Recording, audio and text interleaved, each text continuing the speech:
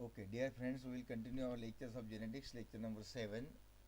Last time we have seen the work of Sutton, Boveri, and her colleague and his colleagues. Then they postulated that how the genetic pairs are expressed in the next generation or heritable characteristics.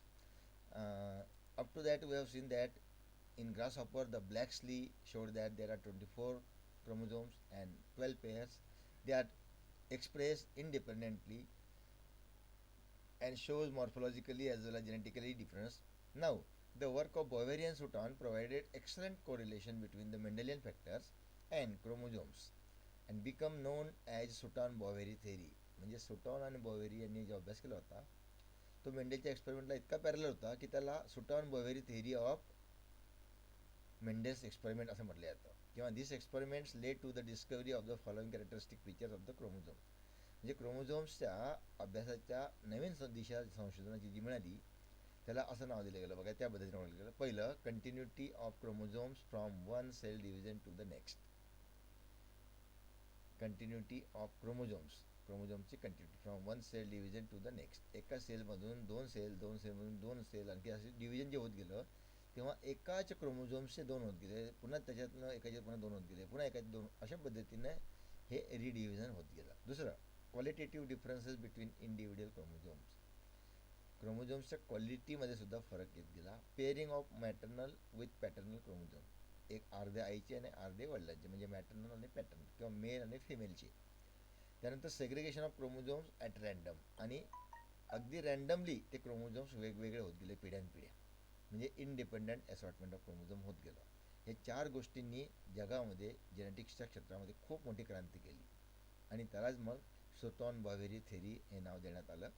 आणि Sutton in 1903 found that the number of factors obeying Mendel's laws were more than the number of chromosome pairs in the cell, and this means that there were many genes on a single chromosome,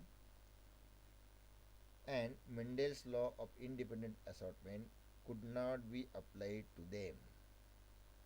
एका क्रोमोझोम्सवर असंख्य jeans असतात, हे तर आपल्या सगळ्यांना माहितीच आहे, आणि ते स्वतंत्रपणे पुढच्या पिढीमध्ये एक्सप्रेस होतात आणि कोण कुठे कसं काय त्याचा काही सिद्धता फायनल नाही, कारण कोणत्याही पेअरला केव्हाही कशाही पद्धतीने एक्सप्रेस होण्याची मुभा असते. किंबहुना त्याला त्याच्या जोडीदार पार्टनर डॉमिनन्सी, रिसेसिव्हनेस, कोरिलेशन या सगळ्या गोष्टींच्या अभ्यासानंतरच तो रिझल्ट लागत असतो.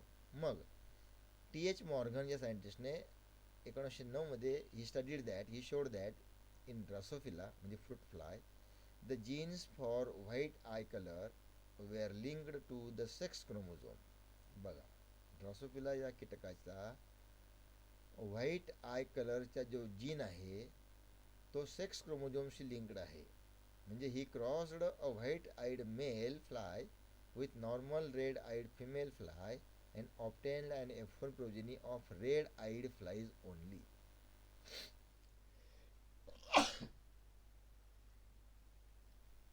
Sorry for disturbances. He studied on Drosophila regarding the sex chromosome. Yes, up to right now, we have studied the chromosomes of all, not only sex chromosome.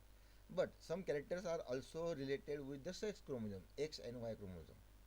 So the red color of the eye in fly is related with sex chromosome. This was the work carried out by T.H. Morgan. Red eyed white eyed male आणि red eyed female यांचे cross केलं तर red eyed flies पहिले F1मध्ये मिळाल्या. F1 red eyed flies जेव्हा mated amongst them, म्हणजे F1 जेव्हा सेल क्रॉस केलं, produced F2 progeny in the ratio of 3 red and 1 white. म्हणजे बघा, फिमेलमध्ये डॉमिनंट कॅरेक्टर आहे रेड आईचं आणि तेही सेक्स क्रोमोझोमवर डिपेंड आहे. But the striking feature was that all the F2 white eyed flies were males. पण एक चमत्कार असा घडला की व्हाईट आयवाले जे होते ते मेल होते आणि रेड आयवाले फिमेल होते. म्हणजे हा सेक्स आणि सेक्स कॅरेक्टर किंवा सेक्स जीन किंवा सेक्स पेअर क्रोमोझोम्सची त्याच्यावर सुद्धा डिपेंड आहे. In this way Morgan demonstrated that gene for eye colour was present on X chromosome म्हणजे फिमेलवर, and the following year he showed म्हणजे एक वर्षानंतर he showed that the genes for yellow body colour and for miniature wings were also carried on X chromosome. बघा, डोळ्यानंतर त्याने बॉडीच्या कलरचं आणि पंखांच्या सुद्धा जीन एक्स क्रोमोझोमवर म्हणजे डिपेंड असतो हे त्याने सिद्ध करून दिलं. By performing dihybrid crosses he could show म्हणजे तो हे दर्शवू शकला, he could show that the crossing over could change position of linked genes म्हणजे त्याला इनकम्प्लीट लिंकेज म्हणतात, कम्प्लीट लिंकेज झालेली नाही आहे आणि म्हणून ती कॅरेक्टर पुढच्या पिढीमध्ये एक्सप्रेस झालेले नाहीत, असा TH मॉर्गनने केलेला नंतरचा अभ्यास, आणि तोही विशेष करून सेक्स क्रोमोझोमशी संबंधित असलेला क्रोमोझोमचा अभ्यास. हा झाला TH मॉर्गनचा अभ्यास. आता त्याच्यानंतर CB Bridges, a student of मॉर्गनच्या CB ब्रिज या विद्यार्थ्याने काय अभ्यास केला बघा. Provided support to the chromosome theory form his studies on non disjunction. ही संकल्पना क्रॉसिंग ओव्हरच्या वेळेस येते. आता मेल आणि फिमेल या दोघांच्या एक्स आणि वाय यांच्यापैकी कुठला तरी एक कॅरेक्टर जेव्हा पहिल्या पिढीत येतो तेव्हा क्रॉसिंग ओव्हर जे घडतं त्या क्रॉसिंग ओव्हरमध्ये आणि लिंकेजमध्ये नॉन डिसजंक्शन ही एक संकल्पना आहे. When a white eyed female is crossed with red eyed male, normally the F1 consists of red-eyed females and white-eyed males. The Bridges found that sometimes red-eyed males and white-eyed females were also present. उलटं पण दिसलं त्याला कधी कधी. He found a cytological explanation by which the two X chromosomes failed to separate at metaphase 1 of meiosis. बघा, metaphase meiosis मध्ये आली, कारण फर्स्ट आणि सेकंड या दोन स्टेजेस मेयोसिसमध्ये असतात. Thus, both X chromosomes passes together into 50% of the resulting eggs, and the remaining 50% of eggs did not receive an X chromosome, and a phenomenon known as primary non-disjunction. बघा, crossing ओव्हरमध्ये एक pair completely separate होऊन तिच्या जागेवर पोचून जाते crossing over नंतरच्या, परंतु दुसरीला एक्स क्रोमोझोम जातच नाही, त्यामुळे त्याचं कॉम्बिनेशन होतच नाही, म्हणून त्याला नॉन डिसजंक्शन म्हटलं आहे. म्हणजे लिंकिंग कंप्लीट होतच नाही. मी म्हटलं होतं क्रॉसिंग ओव्हर आणि लिंकेजमध्ये संकल्पना म्हणजे कंप्लीट लिंकेज होत नाही. If an egg with 2 X chromosomes is fertilized by a normal Y carrying sperm, the resulting zygote has XXY. बघा, एक तिसरा आला बघा इथे. आपण मागे म्हटलं होतं ग्रॉस ऑफरमध्ये 24-25 क्रोमोझोम असतात, तर 12 जोड्या आहेत, 12-24 आहेत, पण एका जोडीजवळ 3 आहेत बघा, म्हणजे हा तिसरा याला ट्रायसोमी म्हणतात. एका वेळेला जर का 3 आले ना तर त्याला ट्रायसोमी म्हणतात. तर हे जनरली 2च पेअर येतात, 3 येत नाहीत, मग याला म्हणायचं trisomy. And XXY chromosome constitution and is female, आणि ती फिमेल असते. XX फिमेलच असते, पण हा Y एक्स्ट्रा क्रोमोझोम आहे, म्हणून XY ने काउंट करायचं, मेल नाही काउंट करायचा, XX female count. So Bridges could demonstrate cytologically that such a female had XXY chromosomes, thus establishing the validity of the chromosome theory of inheritance. याच्यावरनं हे सिद्ध होतं की क्रोमोझोम थेअरी ऑफ इनहेरिटन्स ही कोणत्याही कॅरेक्टरला घेऊन पुढच्या पिढीत चालली आहे. मग वाय कॅरिंग स्पॉम नाही बघा, वाय कॅरेक्टर याला कॅरी केला बघा XXने. तर हे झालं ब्रिजेसचं आणि TH मॉर्गन्सचं एक्सपेरिमेंट. आता आपण बघूया, हे झालं मेंडेलचे लॉ, बॉयरी-सुटनचे थेरी आणि वेगवेगळ्या सायंटिस्टचे मतं. आता इनकम्प्लीट डॉमिनन्स. आता डॉमिनन्समध्ये डॉमिनंट कॅरेक्टर एक्सप्रेस होतात, पण बऱ्याचदा काही डॉमिनंट कॅरेक्टर कंप्लीट नसतात, इनकम्प्लीट असतात, म्हणून त्याला इनकम्प्लीट डॉमिनन्स म्हणजे. मग कसं, द लॉ ऑफ डॉमिनन्स म्हणजे 3:2 आपण बघितला. The law of dominance does not always found to be correct in its applications, where the F1 hybrid shows a blending of characters that is they are Midway, म्हणजे पॅटर्नचे पण नाही मॅटर्नचे पण नाही, मधलं काहीतरी कलर, मधलं काहीतरी दर्शवतात. Midway between the two parents, and this is known as incomplete dominance or blended inheritance. याला दुसरं नाव आहे blended inheritance. Here both parental किंवा both parental characters are seen partially in their offspring. त्या ऑफस्प्रिंगमध्ये दोघांचे अर्धे अर्धे कॅरेक्टर दिसतात. त्याला म्हणतात इनकम्प्लीट डॉमिनन्स. एक्झाम्पल मी सांगितलं होतं मागे की रेड फ्लावर आणि व्हाईट फ्लावरचे क्रॉसिंग केलं की डॉमिनंट जर रेड असतील तर 3 रेड यायला पाहिजे आणि 1 व्हाईट यायला पाहिजे, पण तसं नाही होत. 1 रेड येतो, 1 व्हाईट येतो आणि मधले 2 पिंक येतात, कारण ते हायब्रिड असतात ना, अर्धे यायचे आणि अर्धे त्याची. पांढरा आणि लाल मिक्स करा की पिंक होतो, असा असं त्यांचं दर्शवलेलं आहे बघ फ्लावरिंगच्या बाबतीत. हा निष्कर्ष आहे बघा. Wien homozygous red flowered pea plant is crossed with a homozygous white flowered pea plant, the F1 heterozygote are found to have pink flowers. When F1 pink flowered heterozygotes are self-crossed, they produce a F2 progeny having identical phenotypic and genotypic ratios of 1 red, 2 pink and 1 white flowers, म्हणजे 1:2:1. लक्षात आलं. Phenotypic आणि genotypic ratio 3:1 आणि 1:1 आपण बघितलं last time. तर त्या 1:1 मधनं 1 टॉल 1 डॉफ आणि मधले 2 पण टॉल होते बघा, तिघं टॉल होते, म्हणजे 3:1 होते. पण इथं तसं नाही आहे. इथं तिघं रेड नाही आहेत, 1 रेड आहे, 2 पिंक आहेत आणि 1 व्हाईट आहे.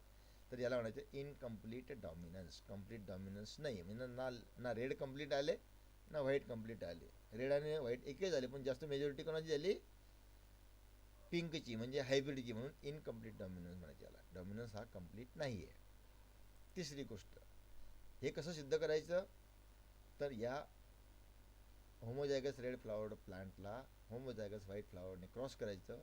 तर हे डायग्रामॅटिकली असं दाखवता येईल आपल्याला की हे पॅरेंट्स आहेत, हे त्यांचे जिनोटाईप्स आहेत, आर आर आणि छोटा आर आर, रेड आणि व्हाईट, किंवा डॉमिनंट कॅपिटल दाखवतात आणि रिसेसिव्ह छोट्याने दाखवतात. यांच्या F1 जनरेशनमध्ये 1 आर येईल, 1 छोटा आर येईल, म्हणजे पिंक आले बघा, ना रेड आले ना व्हाईट आले, म्हणजे कम्प्लीट डॉमिनन्स नाही, म्हणून याला इनकम्प्लीट डॉमिनन्स म्हणायचं.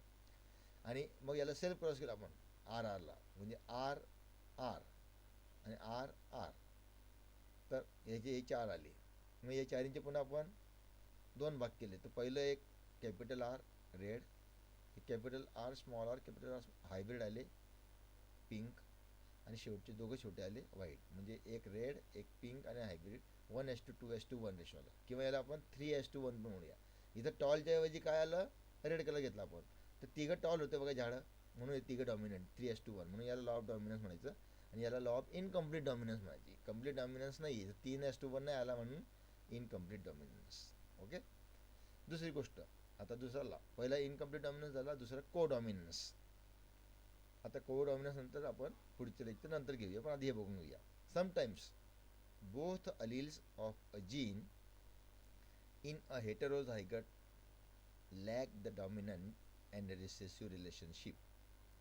That is, each allele is capable of same degree of phenotypic expression.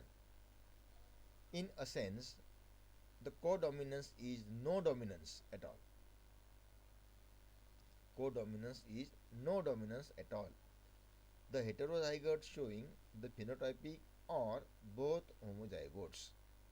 Hence, heterozygote genotype gives rise to a phenotype distinctly different from either of the homozygous genotypes. आता हे आपण जनावरांच्या अंगावर जी केस असतात, किंवा गाई म्हशींच्या म्हणा, शेळ्या मेंढ्यांच्या म्हणा, किंवा सशांच्या म्हणा, अंगावर केस असतात, त्यांच्या रंगावरनं कोट कलर म्हणूया आपण त्याला. किंवा कुत्र्यांचे बघूया, पांढरे कुत्रं लाल कुत्रं जे हायब्रिड केलं तर ते तपकिरी कुत्र्यांची पिले येतात, किंवा अर्धे चट्टे पांढरे अर्धे काळे येतात, असे काही वेगवेगळे जे प्रॉडक्ट्स येतात त्यांच्या उदाहरणाला कोडॉमिनन्स म्हणतात त्याने. तर codominance can be expressed with the coat colour of the short horn breed of cattle. जनावरांचं represent a classical example of कोडॉमिनन्स.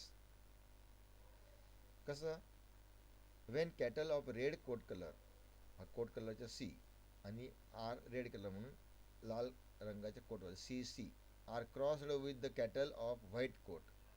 W white, red म्हणजे आर, डब्ल्यू म्हणजे व्हाईट. दोघं कॅटलचे, दोघं सारखे जनावर घेतले, फक्त एखादा आर कॅटलचा रंग म्हणजे अंगावरचे कोट कलर, त्याच्या अंगावरचे जे केस आहेत त्यांचा रंग लाल, एखाद्या पांढरा केला. F1 heterozygote of hybrid is found to possess roan coat, म्हणजे मिक्स कलर दिसला, आर आणि डब्ल्यू, रोन कोट. मग in roan coat the red and white दोघं कलर दिसतात. Red and white hair patches appear separately but no hair has intermediate colour of red and white. बघा, intermediate colour नाही आला, पांढरा आणि लाल मधला इंटरमिडिएट कलर नाही. काही पांढरे चट्टे आले, काही लाल आले, मिक्स आले, पण दोघं कलर मिक्स होऊन तिसरा कलर नाही निर्माण झाला. हा तिसरा शोध. Where dominant characters is not able to suppress, म्हणजे डॉमिनंटने व्हाईटला सप्रेस केलं नाही. Even incompletely the recessive characters and both the characters appear side by side in F1 hybrid. म्हणजे चट्टेपट्टे आले, दोघं कलरचे आले, पण दोघं आले, म्हणजे एक पण डॉमिनंट झाला नाही आणि एक पण रिसेसिव्ह झाला नाही, आणि म्हणून याला को डॉमिनन्स म्हणतात. म्हणजे दोघं समन्वयाने पुढच्या पिढीत डॉमिनंटली एक्सप्रेस झाले, त्याला म्हणजे को dominance. Wien F1 hybrid roan colored allowed crossing themselves for F2 generation, they produce red, roan and white colored cattle in the ratio of 1:1. म्हणजे कसे बघा, रोन कलर म्हणजे कोणता, ना लाल ना पांढरा, पण दोघांचे कधी लाल कधी पांढरे, कधी लाल कधी पांढरे, असे मिक्स कलरचे केस अंगावर आले. याचा अर्थ काय, की हे दोघं पण एक्सप्रेस झाले पुढच्या पिढीमध्ये, दोघं पण डॉमिनंट झाले, म्हणून त्याला को डॉमिनन्स म्हटलं, कोऑपरेशन म्हणतो आपण तसं. मग पॅरेंट्स रेड फ्लावर्ड होमोजायगस आणि व्हाईट फ्लावर्ड होमोजायगस. मग genotype CC red, CC white. पहिल्या पिढीमध्ये अर्धा C आर, अर्धा C व्हाईट आला, त्याला रोन कलर म्हटलं, रोन कलर. मिक्स कलर नाही, जसं व्हाईट आणि रेड फ्लावर केलं तर पिंक नाही आलं, काय आलं, रेड आणि व्हाईट पट्टे पट्टेवाला रोन कलरचा आला. मग F1 क्रॉस केलं, सेल्फ क्रॉस, तर त्याच्यामध्ये पुन्हा हे 4 आले, एक रेड आलं, 2 रोन कलरचे आले आणि एक व्हाईट आला. बघा, मिक्स. म्हणजे आपण 3:1 मध्ये मेंडलमध्ये टॉल बघितलं तर 3 डॉमिनंट होते. दुसऱ्यामध्ये आपण फ्लावरचं बघितलं तर त्याच्यामध्ये एक व्हाईट आणि एक रेड आणि मध्ये पिंक होतं, आणि त्याला इनकम्प्लीट डॉमिनन्स म्हटलं आपण. आणि आता इथं को डॉमिनन्स, दोघं एक्सप्रेस झाले. बघा, 3 गोष्टी सांगितल्या. आता पुढच्या पिरियडला घेऊया आपण. पुढच्या पिरियडला एक नवीन टॉपिक अभ्यास करूया आपण, त्याच्यामध्ये पॉलिजेनिक इनहेरिटन्स आहे, म्हणजे एकापेक्षा जास्त जीन्स पुढच्या पिढीमध्ये जर का गेले तर काय प्रॉब्लेम येऊ शकतो किंवा कशी परिस्थिती निर्माण होऊ शकते, हे आपण पुढच्या ह्याच्यात स्टडी करणार आहोत. So till then we will have a break here.